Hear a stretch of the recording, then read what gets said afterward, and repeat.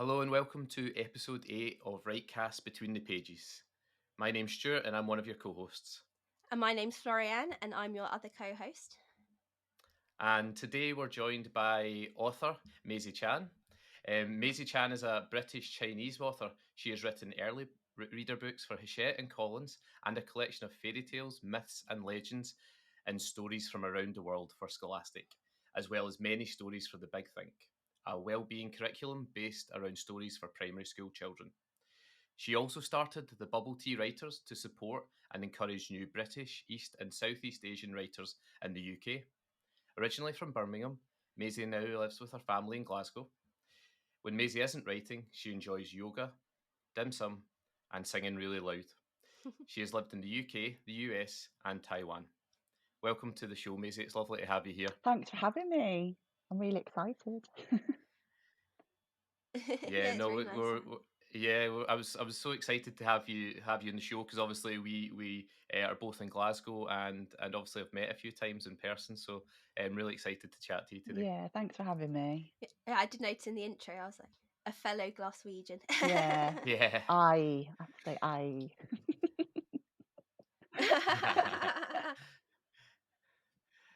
No, it's nice to have you on our show. It's very exciting. I also noticed that you like yoga in your intro, which I also really like. So Yeah, that's exciting to read that as well. So I just thought to start off the episode, it'd be really fun to hear about your origin story. And why you started writing, and I guess also how and when it started. So yeah, if you want to tell our listeners when it all began. yeah. So often you hear many children's writers, especially saying stuff like, I grew up in a house full of books and I was writing when I was 9 years old, and that wasn't me. I used to like drawing actually, and maybe that's why Danny Chung has got drawing in it. But I didn't see myself as a writer, although I was quite good at English at school, and my English teacher at secondary school, she wanted me to apply to Cambridge to do English. And I didn't. I went to Birmingham instead and did American studies because I wanted to go and live in America.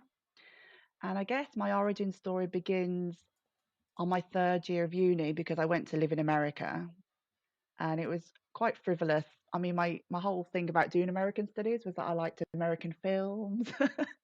I used to play basketball, so I like basketball, and I like hip hop culture.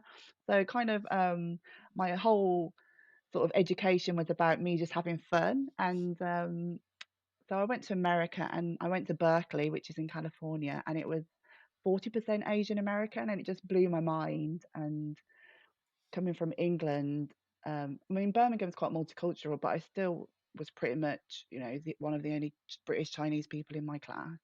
Then going there, and the campus was 40% Asian American.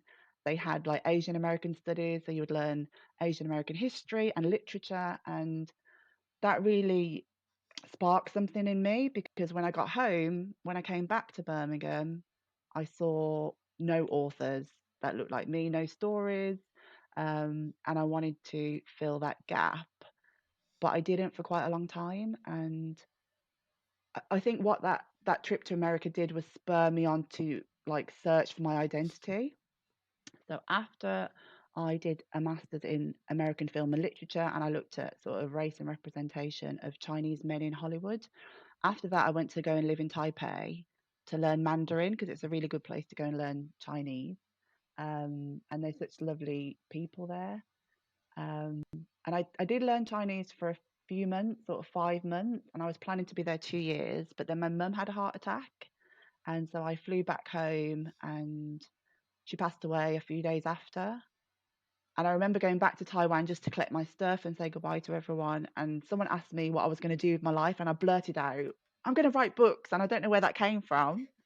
It was just, I think it was after my mum passing away, it was this big sort of life journey that I was like, I don't want to waste my life. I want to do something that I really enjoy, and something that I just feel like I need to do. And that was sort of, yeah, so it's kind of these steps to get in there. And I didn't write for 2 years. I just used to tell people, I want to be a writer, I want to be a writer. And I didn't write anything because I was too scared. And I think that's quite common. I think lots of people want to write a book, but they put themselves off because it's quite scary when you first start. You think, is it going to be rubbish? Have all the stories been told? I can never do that, and so you put yourself off even starting. There's so many people that don't even start. And then, because I told a friend I want to be a writer, she sent me a link to Birmingham libraries that had a competition, and it was for BAME author or new writers, and you would get a mentor for 6 months, and they would help you write a short story, and then all those short stories were going to be put in an anthology. And I got onto that project, and the story was called Lychees and Bingo Balls, and it was Danny Chung's origin story, because it was about a girl that had finished uni, and her grandma comes from China and moves into her house, and she plays bingo, this grandma. So that was kind of the seed for Danny Chung. So yeah, that's Danny Chung's origin story as well, and that's yeah. From there, from that sort of getting onto that scheme, then I applied to do a postgraduate diploma at uni, and then just lots of writing courses since then.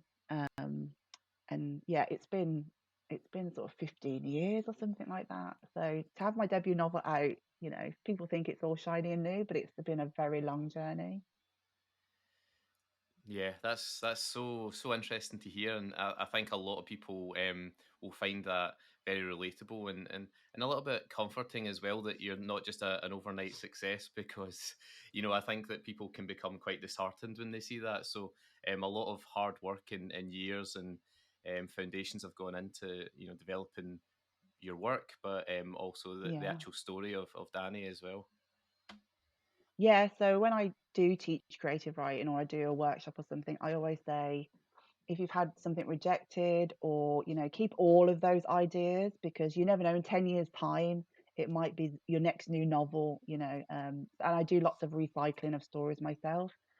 Like Danny Chung was a short story, and then I wrote it as a short film, and that got shortlisted. It won something with BBC Writers Room, and now it's a novel, and then I might adapt it into a screenplay. So it's, you know keep those stories, keep those. Even if something's been rejected, there might be something in that story that you can use for something else.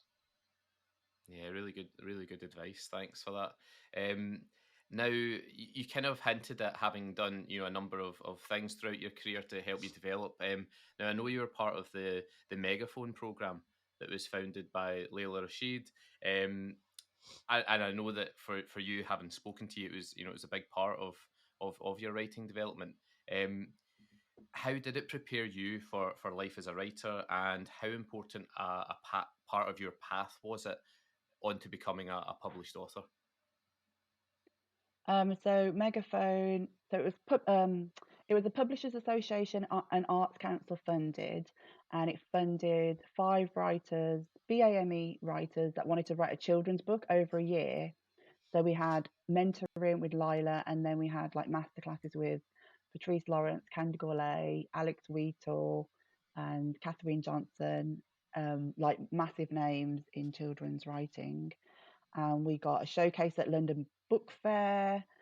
So we got exposure, and it was just brilliant. We'd never written a novel for children before, so I went from being a short story writer, and I'd written a couple of educational books that were sort of packager titles, which means that someone had already come up with the storyline and the characters. So I'd done a couple of those already, but I didn't see myself as a children's author, and Megaphone helped with that. So we were just immersed in children's writing. So not only writing the novel, so we had a whole year with Lila looking at structure and characters, but we also had an introduction to the industry. So we had like editors and agents come and talk to us. She told us about SCWI. I joined that. And I think that whole immersion into children's publishing was really useful. So it was a massive part of my journey. And also Danielle Joando, because she was on it, and I look at her like Carnegie nominated, or she's been nominated for all the prizes. So it's running at the moment, the second one. And there's a community strand, so there's about 50 writers that they're helping on that community strand on Band. It's a bit like Facebook. And then I think there's 7 writers this year that are being mentored the same over a year. And I've got two of those mentees. And me and Danielle came back as mentors this time, which was really nice. So it was kind of like full circle, coming back and giving as well. So yeah, it's been brilliant. That sounds really good. And also I just wanted to, ask, because you have mentioned this a couple of times. You've mentioned screenwriting and short stories, because you said you're a short story writer. And I just thought it'd be really. I Yeah. just wanted to find out from that, like, how do you think working in those mixed mediums has helped your writing? Because it is just really interesting that you've mentioned screenwriting for your book and also your short Yeah. stories. Yeah, how has that fed into your writing? Yeah. So I started off with short stories because I wanted to learn how to write a story and the craft of writing. And I think short stories are a good place to start if you want to be a novelist, because you're working on a very small word count. I think a novel is like a marathon, that you have to have a lot of discipline, and you can often give up in the middle. The middle is horrible. But short stories, so you're learning how to use vocab in a very decisive way. For example, I've written flash fiction. I've had some flash fiction published, and flash fiction is a bit like writing a picture book. So it has to be like perfectly formed, every word that's in there. You have to choose very carefully. With a novel, it's different. You can splurge a bit. You can just go for it and splurge and write the story. And I'm quite a messy writer, to be honest. Um, so short stories has helped my prose writing, my novel writing, just because you don't have to then devote yourself to 50,000 words. You can just work on a 1,000 word story or 300 words. And screenwriting has been brilliant for structure, because um, most screenplays have a very distinct structure. It could be 3 acts or 5 acts, but often when you do, I think often now a lot of novel writing courses, they do teach you structure. In the past, because I did a diploma in writing, I didn't get it then. And screenwriting, you write basically action or you write dialogue. You don't have any internal thoughts. So you can write quite visually. You write visually and then you write dialogue. And the dialogue is just either telling you about the character or it's moving the plot forward. So those sort of very technical things can help when you're writing a children's novel, because especially children's novels, because the story is very important, and the plot, because children are going to get bored if there's no story or plot. It's not literary. For me, it's not about fancy words. It's about telling children a really good story. Which is funny, because when I started writing, I was like, oh, I could try and win the Booker Prize. But that's all very literary. And Danny Chung is very accessible on purpose. I could write a literary children's novel if I wanted to, but I wanted it to be accessible for working class children, for children from BAME backgrounds, which are often low income backgrounds. And so that the language is very accessible, and it's based in Birmingham. So there's a bit of sort of a Birmingham, not a Birmingham accent, but a few words like in it from Birmingham, stuff like that. Um, so dialogue in screenwriting can really help your prose writing and your novel writing. Yeah. That's really interesting, because it's interesting that those areas, you can, screenwriting allows you to focus on a certain part of novel writing as to short story writing, and that's a really Yeah. cool way to use those different mediums. And you sort of touched upon this, but I'll ask the question anyway. But you mentioned that what motivates you to write is, it seems that it's to tell a good story for children, and you mentioned creating accessible literature. And also you mentioned in your origin story what originally motivated you to write, but is there anything day to day that helps you sort of sit down and pick up that pen, or put your fingers on that keyboard and start writing for children? Deadlines. Yeah, having deadlines. I think when you get an agent, and then when you get commissions and deadlines and they're paying you, you have to do it. And before that, it was two things. So it was wanting to be a writer, just from your soul. You just know you want to do it. And then, having a British Chinese family like Danny Chung. I've been crying. Like last week was my launch week, and I was just crying because I didn't realize how important it had been to me. But just seeing like a British Chinese boy on the cover and having like there's two British Chinese families. There's not just one token East Asian person in the book. There's like two families. It centers on them. They're just normal humans with emotions. You know that I've tried not to stereotype them in a certain way to make them feel exotic or anything like that. And so that's one big reason, because British Chinese children don't have any role models or characters that look like them. It's that kind of cliche now, but it's true. And then the second is to write a good story. So Danny Chung is about him and his grandmother, and it's the relationship. And then I had to find other plot things that I thought children might like. So there's a friendship strand in there. There's there's lots of bingo and not being welcomed in certain places. And then there's a math competition. So that's kind of the plot thing. Is he going to get his maths done or not? And there's drawing. So I wanted on purpose to put stuff in there I thought children would like, especially boys, because I think boys stop don't a lot of them stop reading in the teenage years. So if I can have a book where they enjoy it at 12 or 11. So it's got a bit of Pokemon, not much Pokemon, but there's mentioned, and there's like blaster guns in there, which are kind of like Nerf guns. And it's one of the reviews talked about boys' friendships, and I thought that was really nice because the main characters are boys, and my editor was like, oh, they feel realistic. And there was a teacher that did a review, and she said it felt like reading about my own pupils. And that's exactly what I wanted. I wanted the book in schools. I wanted it to be read and hopefully encourage all children to keep reading, but especially boys, because there's been lots of encouragement for girls, Rebel Girls, Goodnight, all those storybooks for empowering girls, which is brilliant. I think we have needed that. But just there's not many books about male friendship in middle grade, I don't think. So especially contemporary middle grade. So that's what I wanted to do. It's actually been really lovely this week, following your social media feeds and seeing all the love that you've received for the book, and also just seeing your response as well as an author, Maisie. It's lovely to see someone who has clearly invested so much into the story, into the book, and to then obviously receive all the praise that you have. To see your response to that has been really lovely. Yes, I mean, you write it and you don't know how people are going to receive it, and it has been amazing. Like on launch day, my Twitter was just on fire. I couldn't really keep up with anyone. It was like lots of notifications.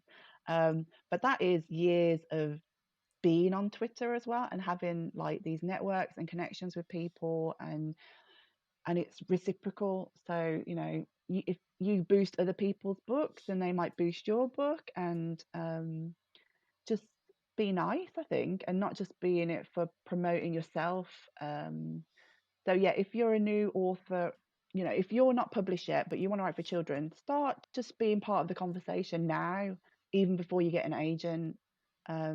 Social media has been great, even for actually getting an agent, because my first agent and we were following each other on Twitter, so she knew who I was. But just being part of the writing community even before you get published has been really nice. And then it felt like it came back, giving it felt on launch day that people were giving back, and it was just really nice. It was just so wonderful. Yeah, it really was. The last thing I was wanting to ask you about, just in terms of the tougher questions, was not really a tough question, I guess, but just about how things go for you when you're writing at home. So I know that you and I have obviously we've exchanged a lot of emails in the past, and you've been like, the house is crazy today, or Yeah. haven't been able to do X, Y, or Z because of X, Y, or Z reason. So what is a day like for you when you sit down to write? Do you sit down in the morning, in the evening, when the kids are at school? Just whenever you get a moment. What's your process like? Yeah, so I mean, it's been crazy during lockdown and the pandemic, so that my usual routine kind of went off. But yeah, usually I would work in the morning. I can't work in the evening unless I really have to. I'm usually too tired by 6 o'clock. Like I just want to sit down and watch the telly, or just hang out with the kids and play a board game or something. Or just sometimes I just like to lie on my bed by myself. get away from everyone. But yeah, it's been really difficult, and we live in a 3-bedroom flat, and it's very nice. It's like a B-listed townhouse in Glasgow, but I don't have an office, and my husband now works from home full time, so he's in one of the kids' bedrooms, which means that when they come home from school, she can't go and play in her room, so she's kind of about. So I like to leave the living room for them, but usually I like to work at the dining room table because we've got a window with the sun coming in. But I'm currently in the hallway with a screen behind me, so you can't see the mess. I've got laundry to the left, rubbish on the right. So yeah, it's a mess. My house is a mess, and during launch week, like the plates were piling up. Everybody tidied up a bit yesterday, and it was the first time the floors were vacuumed for probably like 3 weeks. It was disgusting. So yeah, it looks all glamorous being an author, people with their writing sheds and all this stuff, the Instagram flowers on their desk and all this stuff, but that's not usually reality. Especially for like writers with kids, like quite a lot of children's writers with young kids at school. Yeah, it's difficult. Yeah, even just like childcare and stuff like that, if you want to go away to write. So yeah, it's not easy. I'm always in awe of your productivity, because I say whenever we chat via email, you've always got something, some sort of Yeah. deadline you have to meet and so on, and to be able to do that amidst all of what's going on around you is quite impressive. Yeah, so I am a very fast writer. Like I can type really fast, and I was talking about the animals. Danny Chung comes up with like these hybrid animals that he draws, and someone was asking me about them, and I was just like, I just sat there and wrote them. I wasn't thinking about them. It was just kind of you're in the flow, and I think that's the only reason why I can do, multiple projects is because I write very fast. And once you get a first draft, I think once you get a first draft of something, even if it's rubbish, you feel much better because then you can work on it. So I try and just knock out these first drafts very fast if I can. Yeah. Sometimes it doesn't always work that way, but yeah. Brilliant. Okay, so we have come to the part of the program where we do the host versus guest quiz.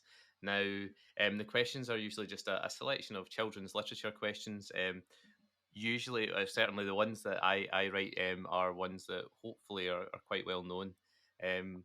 But what you have to do is you have to choose to take on either myself or Floriane in the quiz, and the other one will then be the quiz master. Right. I'll take on Stuart. Yeah. That's a good choice. Yeah. I never win, so the Oh, guests right. always beat me, so that was a good selection. Oh, I don't think I'm going to be very good at this. I I'm hoping my questions are okay. I don't know, they're a bit random, and sort of inconsistent for this episode, but we'll see. They're all about children's books, so that's fine. That's as much of a theme as we've got. So, are you ready for the quiz? Do I just shout out the answer? Normally we do one person at a time, and you have to Oh, have a okay. bit of All right then. honesty, and don't steal each other's answers. So, Okay then. okay, the first question then. Are you both ready?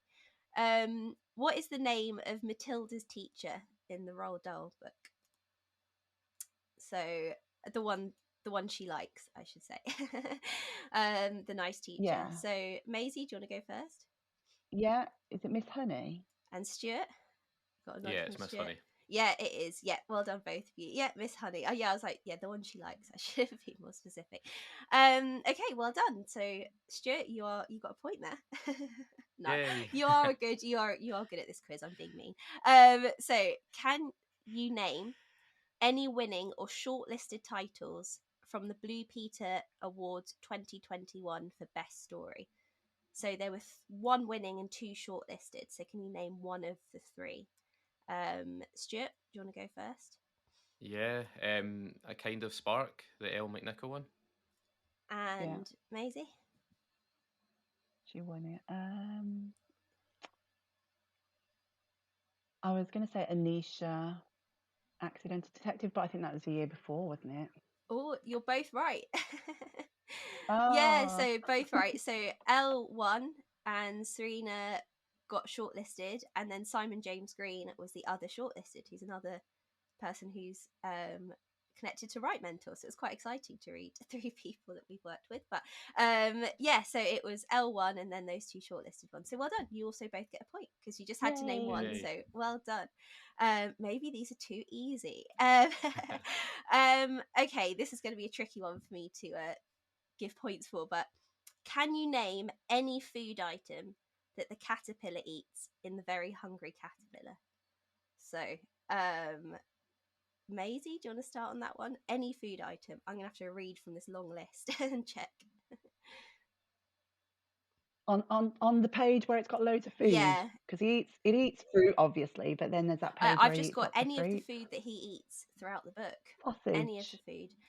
You've gone for There's a sausage and Stuart. Cupcakes. Yeah, you both got it right. There's 1 cupcake on the list and then a sausage. Yeah, well done. Yeah, cupcake and a sausage. The list is really long and I won't bore anyone by reading it. But I read yeah, that book. Isn't there cherry there's pie? cherry pie and salami and Swiss Yeah. cheese. Yeah, it's quite an eclectic mix of food. So well done. You're both winning at the moment. Yay. What instrument does Peter play in Peter Pan? What instrument? So Stuart, I think he plays the pipes. Maisie. Yeah, I was going to say something like that, like a recorder or a pipe. I should know this because I was the writer in residence at Peter Pan Note Grey. And I bought the book and I've read some of it. Yeah, I think it's a pipe. Well done. Oh, But I was jumping in before yeah, you is changed it? your mind. I was like, yeah, pipe, take the Yeah, pipe. because I was thinking, are we thinking of the Pied Piper? But Yeah, I thought yeah, I think it's a pipe thing, little flute. I didn't know whether it was pipes or flute. I yeah. think it is the pipe. So, So in Spanish, they call, the recorder that we call a recorder, they call it a flute. That's interesting. My husband's Oh, Spanish. that's cool. Okay, I didn't know that actually. That's really interesting. Oh yeah, that makes sense. So pipes, flute, recorder, any wind instrument you can name for that answer. So the last one is, what kind of clothing does Max wear in Where the Wild Things Are? Stuart? Oh, I actually haven't read that, so I'm gonna guess an anorak. Maisie? So I have read it and I've seen the film, and the creatures are all like really furry, and he's in a bad mood. And what would he be wearing? Because he's in his bedroom, isn't he? Really, and then it's sort of metaphorical. What's he wearing? Isn't he like in just like shorts and a t-shirt or something like that? Oh, I can't no. remember. And then he's got doesn't he wear a hat, a You're furry so hat or close with the something? fur. The fur is so close. It's actually a wolf suit. He wears a little wolf suit onesie throughout the whole thing. Yeah, because he's in his Yeah, bedroom. did Yeah, I was know like, you're so that. close, like pajamas. Yeah. I actually think you both won because you both got the last one wrong, but you got the rest right. So Yay! Yeah. it's a draw. See? Yay! It's a draw. A draw Maisie, is the friendliest finish, isn't it? yeah, that is Maisie, I loved how you talked through your answers. It was brilliant. I loved it, hearing like your process of how you're going to answer. It was great. I was like, yeah, this is very considered and seriously Thank you. taken. Well Yeah, well done. played. Yeah, Yep. well played. Thanks. I don't feel too bad now. Yeah, you got 4 out of 5. That's pretty impressive. So Yeah. and you knew a pretty good. Spanish word for one of the answers, so that also brownie Yeah. point. Impressive knowledge, yeah. Yeah. Okay, so we're coming towards the end of the episode, Maisie. So first of all, I'd like to thank you for coming on today. Yeah, Do thank you want so to just before we go, Thanks do you for want having to me. pop up your book just to the camera for those who are watching on YouTube, just so Yeah. they can see it, see the lovely cover? Yeah, the cover's lovely. Yeah. There it is. Who's the So illustrator? the cover's by Anne Gao. She's Anne Yep. Gao. So it's CAO, but it's pronounced Gao, which I just found out. She's from Vietnam, but she lives in Britain now, and she does the backgrounds on Dead Endia, which is a Netflix animation. It's in production now, so that's really cool. That I was like, oh, my illustrator works on Netflix show. Yeah, so she did the cover and the internal illustrations as well. Oh, that's so cool. Oh, super. Right, so yeah, thank you very much for joining us today, Maisie, for this episode 8 of WriteCast Between the Pages. I remind everyone that writing can be lonely, but as Maisie pointed out in the episode, making a community online can help it be less so. May the force be with all of you.